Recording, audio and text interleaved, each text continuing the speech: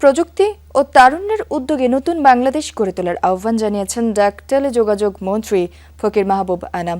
জানান, প্রধানমন্ত্রী তারেক রহমানের পরিকল্পনা বাস্তবায়নে সকলকে ঐক্যবদ্ধ থাকতে হবে। শনিবার সকালে প্রেস ক্লাবে আয়োজিত আরাফাত রহমান কোকোর ৫৭তম জন্মবার্ষিকী উপলক্ষে আলোচনা সভা ও দোয়া মাহফিলে এই আহ্বান জানান টেলিযোগাযোগ মন্ত্রী। জানান, বিশ্বমঞ্চে বাংলাদেশ ক্রিকেটের বর্তমান সফলতার ভিত্তি রচনায় অন্যতম ভূমিকা ছিল আরাফাত রহমান কোকোর। তার স্বপ্ন ছিল মাদকমুক্ত স্পন্দনশীল যুব সমাজ করার।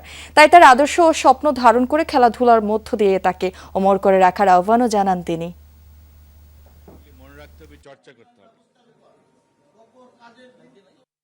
এমন একটি স্পন্দনশীল তরুণ সমাজ গড়ার কথা আছে, যারা মাদক অবক্ষয় থেকে দূরে থেকে মাঠ ঝরাবে, দেশের অন্য জন্য সম্মান নিয়ে আসবে।